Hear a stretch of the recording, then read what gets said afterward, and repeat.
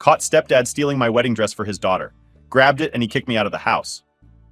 Growing up, it was just my mom and me, a tight-knit team facing the world together after my dad passed away shortly after I was born. His death left us not only emotionally shattered, but also financially strained. Despite the hardships, one item my mom never considered parting with was her wedding dress. A beautiful, handmade gown that my dad had specially designed for her. It wasn't just fabric and lace to us, it was a symbol of my dad's love and a connection to the life they shared before I came along. Fast forward to the present, and things have shifted quite a bit since my mom remarried Brad. Brad has two kids, Tessa, 26, and Jake, 18. We've managed to get along reasonably well, though it's been a bit of a balancing act trying to blend our families. Tessa recently got engaged, and while her upcoming wedding should be a cause for celebration, it's actually stirred up a lot of underlying tensions. When Tessa mentioned wanting to wear my mom's cherished wedding dress, I was taken aback. She knew how much that dress meant to me and my mom, yet she still brought it up. My mom initially resisted because she's always said that dress was being saved for me. It represents a promise, a connection to my dad, and a dream of mine to wear at my own wedding one day. However, Brad seemed to think it was a simple matter of practicality, suggesting my mom now had two dresses, and I could just wear her other one. His suggestion to let Tessa wear the original dress, completely disregarding its sentimental value to me, felt like a dismissal of my feelings and my dad's memory. The situation escalated when Brad physically took the dress out of storage and handed it to Tessa right in front of me. My reaction was instinctual. I grabbed the dress from Tessa and locked myself in my room with it. This dress is a piece of my history, a connection to the father I never got to know, and I couldn't bear the thought of it being altered and worn by someone else, especially under these circumstances. The aftermath has been pretty intense. My mom seems torn, trying to mediate but also understanding why the dress is so important to me. Brad, on the other hand, has been calling me spoiled and selfish, accusing me of overreacting. Tessa is upset too, feeling like her wedding plans are being disrupted. She's been texting me to apologize and return the dress, but I feel so betrayed and hurt by the whole situation. Now I'm left feeling like the villain in my own home, criticized for standing up for something that holds deep emotional significance. I think I need to have a serious conversation with my mom, just the two of us, to explain how important this dress is to me, not just as a potential wedding dress, but as one of the few connections I have to my dad. This discussion needs to be away from Brad's influence, so that I can express my feelings honestly and clearly without external pressure. Moreover, it's crucial to establish some boundaries and communication rules with Brad and Tessa about decisions that impact me directly. They need to understand that their words and actions have significant emotional consequences, and respect in our family dynamics is essential. Perhaps seeking external support, like a family therapist, might help. A neutral setting could provide a space for all of us to express our viewpoints and work through our misunderstandings, hopefully leading to better understanding and respect among us. Navigating this will undoubtedly be difficult, but I believe it's crucial to defend the things that are deeply meaningful to me. My connection to my dad's memory through this dress is irreplaceable, and standing my ground here is about preserving that bond as much as it is about setting the tone for how I expect to be treated in my family going forward. So am I not the idiot? Now for the top comments before the update. You should not apologize at all. You did nothing wrong. Your mom has told you for years that the dress is for you to wear when you get married. Your mom or a different dress once she married Brad so his daughter can wear that one. So why does it have to be your dress she wants to wear? And honestly, if I were your mom, I would be considering a divorce. Your mother's new husband is a bully, and his adult daughter is the spoiled, selfish brat in this story to Tessa. It's just a pretty dress that she wants. And as far as Brad is concerned, Tessa should have what she wants, regardless of what his wife, the owner of the dress, prefers. No stepbrother has seen this happen many times in the past, hence his supporting you. The fact the brand is steamrolling your mom into something she really doesn't want to do is a very bad sign. Tessa is asking me to apologize and give her the dress back, while there's no giving it back. It was never hers. Brad took it over your mom's objections, and you reclaimed it before anyone could get the idea that it was okay. Brad owes you and your mom big-time apologies, and Tessa can go pounce and sneak the dress out to someone you can trust to hold on to it for you. Your mom needs to take the lead here and tell them no. Update 1. After the initial argument about the wedding dress, Brad and Tessa decided to double down on their stance in a way that totally blew my mind, in the worst way. It started with Brad deciding that since my mom had remarried him, everything she owned, including the dress, was now family property, and Tessa, as part of this family, had every right to wear it. His logic was that keeping the dress just for me was unfair to Tessa, who didn't have a special dress in her life. Tessa, feeling emboldened by Brad's support, took it a step further. She went on this rant about how I was being selfish and childish for wanting to keep the dress to myself. She said that since I was still single and not even close to getting married, the dress was just sitting there collecting dust, and it would be more practical for her to use it now. She even hinted that I might never get a chance to wear it, which was a low blow. The tipping point came when Brad, without asking anyone, took the dress from where my mom had stored it and handed it directly to Tessa, right in front of me. He said it was time to stop living in the past and make practical decisions for the family's sake. I couldn't believe it. The audacity! Reacting on pure instinct, I grabbed the dress from Tessa and locked myself in my room with it. This dress isn't just fabric. It's my connection to my dad, a man I never got to know. To see it treated like just another piece of clothing that could be handed around was too much. The fallout was explosive. Brad pounded on my door, calling me spoiled and accusing me of tearing the family apart over a piece of old cloth. My mom tried to mediate, but she was torn up over seeing her family like this. She kept saying we needed to talk things out calmly, but calm was off the table by then. Tessa was crying and playing the victim, telling everyone who would listen that I was ruining her wedding. She's been texting me non-stop, trying to guilt trip me into giving up the dress, saying I don't understand what it's like to want a perfect wedding, as if I don't have feelings too. Now the atmosphere at home is downright toxic. Brad's treating me like I'm the enemy, and Tessa is acting like she's the only one who matters. I feel like I'm being ganged up on, all for wanting to preserve something precious from my past. I'm starting to think that this isn't just about the dress anymore. It's about respect and understanding, or the total lack of it. I need to have a serious one-on-one with my mom about all this. We need to figure out how we can live with Brad and Tessa if they're going to be this entitled and insensitive about things that are important to me.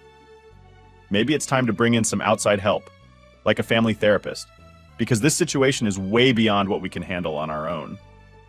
I'm standing my ground, not just for the dress, but for what it represents. Respect, memories, and my dad's legacy. No way am I letting that go without a fight. Update 2. So after all the chaos with the wedding dress, things took an even crazier turn. Brad finally lost his patience with me because I still refused to hand over the dress to Tessa. His last words were, "If you can't follow the rules of this house, you need to find another place to stay." So he kicked me out. Just like that, I was out with my stuff and nowhere to go. Feeling totally lost and shaken up, I headed to the only place I felt I could go, my grandpa's house. When I showed up at Grandpa's doorstep with all my stuff, he was surprised but super welcoming. He helped me bring in my bags, and then we sat down, and I just spilled everything about the dress, Brad, Tessa, and how everything just exploded. Grandpa listened to it all without interrupting, which was exactly what I needed. After I finished, Grandpa was quiet for a bit, and then he said he had something really important to tell me, something about my dad. Turns out my dad wrote a will before he passed away. And get this, he left the house to me. Yeah, the very house Brad just kicked me out of. According to the will, it was supposed to be mine when I turned 18. I was totally blown away. I mean, how could something that big have never come up? Grandpa explained that my dad really wanted to make sure I was taken care of, that I had something solid to my name in case things got tough. But somehow, after my mom married Brad, this huge detail got brushed under the rug.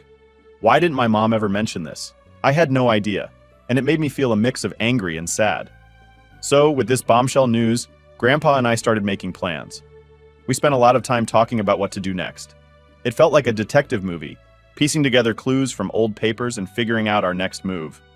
Grandpa suggested we talk to a lawyer to see exactly how we could go about claiming the house. Turns out, we have a pretty strong case, and if everything goes right, I might be able to get the house back in my name. Living with Grandpa these past few days has been a game changer. It's quiet here, away from all the drama. It's given me space to think and sort out my feelings. Every morning, we sit and have breakfast together, and he tells me stories about my dad, stuff I never knew. It's like I'm reconnecting with my dad in a way I didn't think was possible anymore. But it's not all just chilling and chatting. We're actually getting pretty busy, meeting with lawyers and sorting through all the legal stuff. It's a bit overwhelming, but Grandpa is a rock, helping me through it all. And through it all, I keep thinking about that dress, the one that started all this. It's more than just fabric now. It's a symbol of everything I'm fighting for. My dad's memory, my rights, and my future.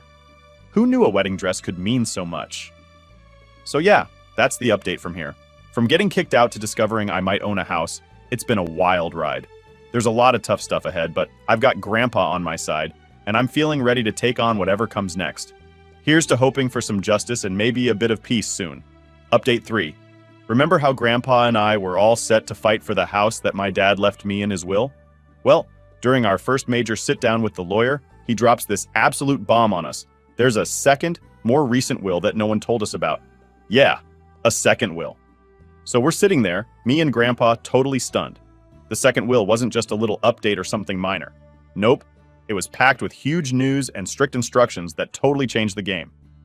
First off, it reconfirmed that I was supposed to get the house when I turned 18, just like the first will said. But that's not all. This will also talked about some investments and a pretty hefty sum of money that my dad had tucked away for me to help with college or whatever I needed to start my adult life right. And here's the kicker. None of this was ever mentioned to me by anyone. Not Mom, definitely not Brad. But here's the really wild part. The will had a special clause. It said that if I wasn't told about this will by my 18th birthday, there would be serious consequences for whoever kept it from me. It was like my dad knew something might go wrong and he was setting up a safety net from beyond the grave. It's weird thinking he was protecting me like that, even when he couldn't be here. The moment we found out about all this, our lawyer kicked into high gear. He started pushing the case forward, aiming to not just get the house back, but also claim all the other stuff my dad intended for me. You can imagine how quickly things started to heat up. Mom was totally shell-shocked when she found out about the second will. She looked like she had seen a ghost when the lawyer explained everything to her. She kept saying over and over that she had no idea there was another will. Brad, though, he didn't have the same shock. Instead, he got all defensive, like he was ready to battle it out, which just made everything between us even colder. Just when I thought that was enough drama for a lifetime, Tessa threw another curveball into the mix. After laying low through most of this, she suddenly blew up at Brad during a family meeting that was supposed to be about finding a peaceful solution. She accused him of manipulating everyone, especially Mom, and trying to control things that weren't his to control. It was like watching a scene from a soap opera, screaming, crying, the whole 9 yards. Now, with all these accusations and secrets coming out, I'm left trying to sort through a massive pile of questions. Who really knew about the will? Why was it kept from me? It's a lot to handle, and honestly, some days it feels totally overwhelming. But knowing that I'm fighting for what my dad wanted for me gives me the strength to keep going. Living with Grandpa has been my safe space through all this craziness. Every evening, we sit down and just talk about everything. What our next steps should be, how to handle the family drama, and sometimes just remembering things about my dad. It helps a lot having him here with me. This whole ordeal has turned into way more than just a battle over a house or a dress. It's about fighting for justice for my dad's last wishes and maybe getting some answers about what's been going on behind my back in my own family for years. So yeah, that's where things are at. This roller coaster seems like it's far from over, and honestly, I'm bracing myself for more twists and turns. Who knows what's going to happen next? Stay tuned, because it looks like this story is only going to get crazier from here. Update 4. So I was sitting down with our lawyer, going through some of the piles of paperwork about my dad's assets. Yeah, the same ones he left for me that no one told me about.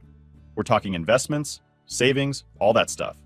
And there, mixed in with all the boring bank statements, I noticed something super weird. There were a bunch of payments made to this company known for planning over-the-top fancy events. Curious, I did a little digging. Guess what? That company was the very one organizing Tessa's upcoming super expensive wedding. And here's the kicker. The money paying for all that? It was coming from my inheritance. Yep, my money was secretly funding Tessa's dream wedding.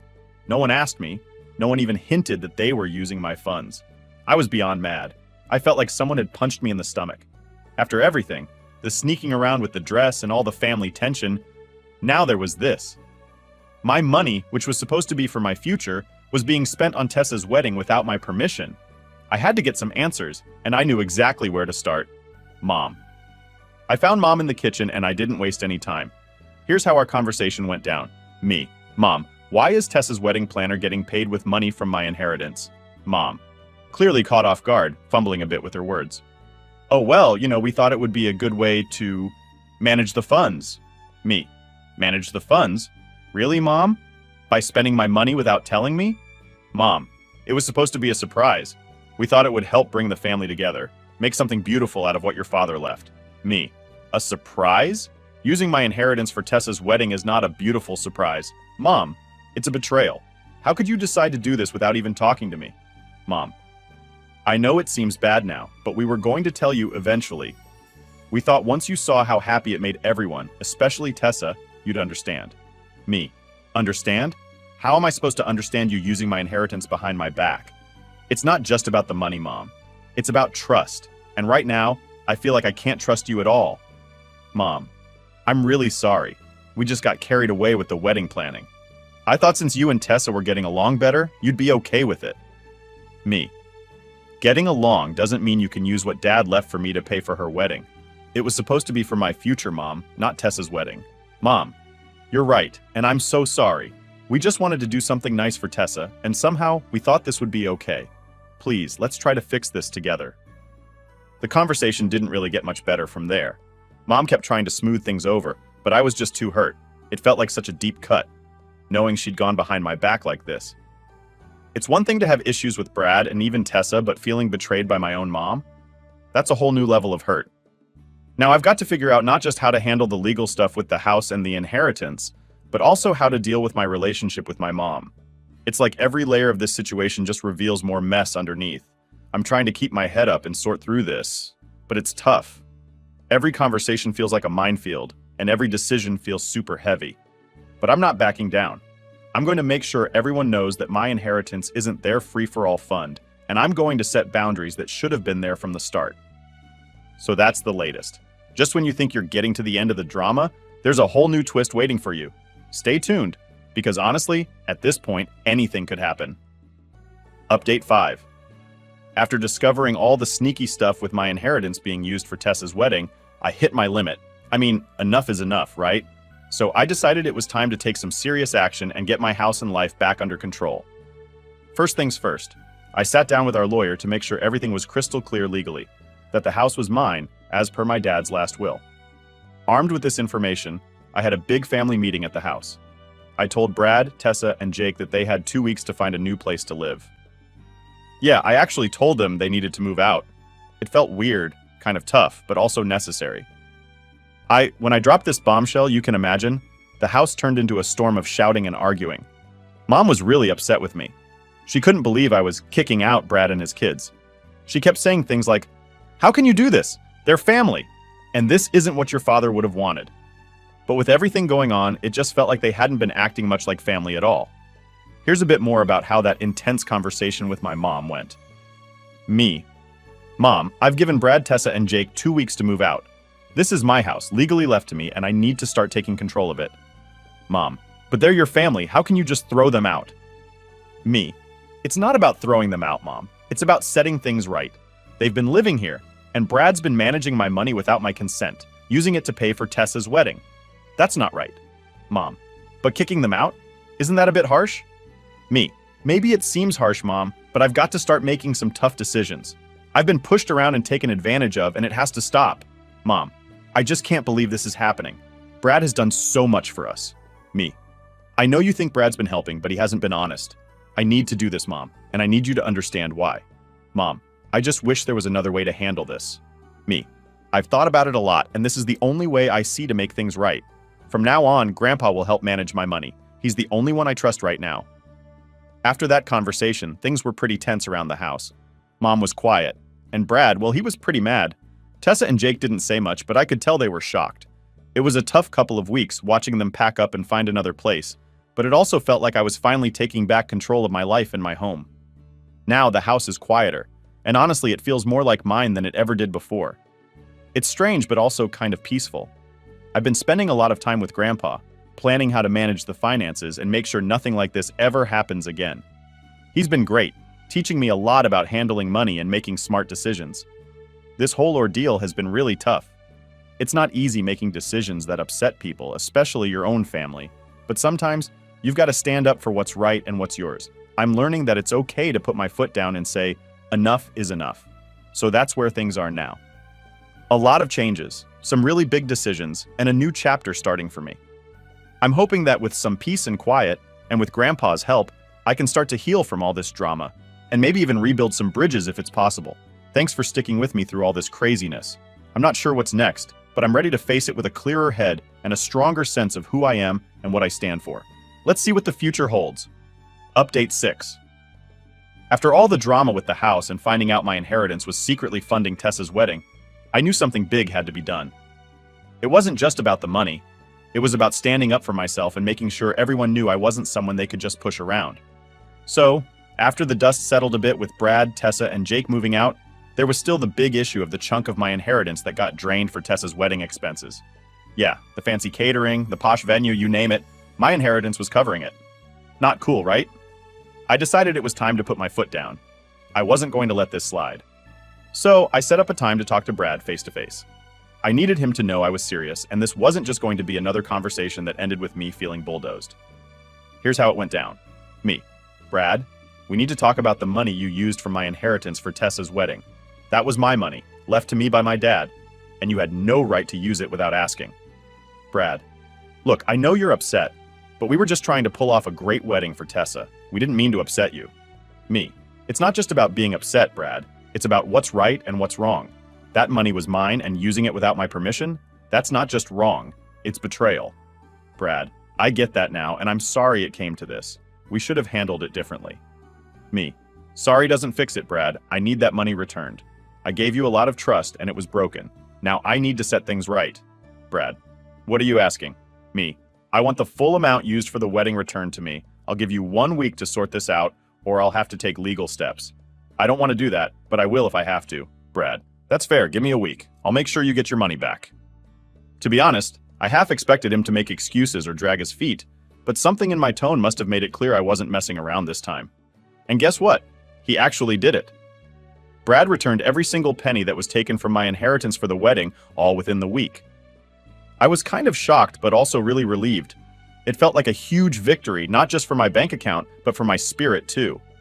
Getting that money back, it was like I could finally breathe a sigh of relief. It was a confirmation that I did the right thing by standing up for myself. And it taught me a valuable lesson about boundaries and not letting anyone, not even family, walk all over them. Since then, I've been working closely with Grandpa to get all my finances in order. He's been a total rock star, helping me understand how to manage my money, invest wisely, and plan for the future. We're setting up some robust financial plans, and I'm learning a ton. It's pretty cool, actually, to feel so empowered about my financial situation. The house is quieter now, sure, but it feels more like a home than ever before. I've been spending my evenings just chilling, sometimes reminiscing about the good times with Dad, and thinking about what he would want for me. It's given me a lot of peace and a sense of closure that I really needed. So, that's the big update. Thanks a ton for sticking with me through all the ups and downs. Your support means the world to me, and it's helped me through some pretty rough waters. Here's to hoping things are on the up and up from here on out. Can't wait to see what the future holds, and I'll make sure to keep you all posted. Update 7. Hey everyone! So it feels like we're finally at the end of a super long, twisty roller coaster ride that's been my life these past few months. A lot has happened. A lot. And I think things are starting to settle into what might be the new normal for me. Since my last update, where Brad actually gave back all the money he used for Tessa's wedding, I've had some time to breathe and think about everything. Getting that money back was a huge victory, and it really set the stage for some major healing and figuring out my next steps. First off, the house has been really quiet. Like, the kind of quiet that lets you hear your own thoughts a bit too loudly. But this silence has given me the space I needed to really think through everything that's happened. Not just the big drama with the inheritance and the wedding, but all the little moments and decisions that led up to those events. I've spent a ton of time talking things over with Grandpa. He's been amazing through all of this, like a wise old wizard who always knows just what to say. We talked a lot about money and how to manage it wisely, sure, but we also talked about personal stuff, like how important it is to have good boundaries, and how to deal with family stuff when it gets really complicated. Talking about family, things have been, well, complicated. Mom and I have started talking again. It was super awkward at first. Imagine trying to chat casually when there's a giant elephant in the room reminding you of recent fights. But we both know if we want to fix our relationship, we need to have these hard conversations. We've been slowly getting into why things went down the way they did, how we both felt betrayed at times, and what we can do better moving forward. It's not easy, and I'm not sure everything will go back to how it was, but we're trying. That's the important part. As for Brad, he's made a few attempts to apologize, saying he thought he was doing the right thing. I'm still working through those feelings because forgiveness is tough. It's like trying to untangle a super knotted rope. Tessa and I haven't talked much. I think we both need some space from each other to cool off. Jake has been the easiest to talk to. Out of all of them, he seemed to get caught in the crossfire, and he's pretty chill about moving past everything. Now, looking forward, I've got some plans brewing. The house being officially mine is a big deal, and with my finances looking way better, thanks to Grandpa's wizard-like guidance, I'm thinking about what's next. Maybe I'll go back to school, or perhaps start my own business, something that really feels like it's mine and something positive I can build on. I'm also focusing a lot on personal growth. All this drama has taught me a ton about who I am and how strong I can be. It's shown me the importance of standing up for myself and not letting anyone push me around. Yeah, it's been super tough, but I also feel like I've come out stronger on the other side. I can't wrap up this update without saying a massive thank you to all of you. Your comments, messages, and just knowing you were there reading and supporting me have helped me through some really tough times. It's like having a big, invisible team cheering me on.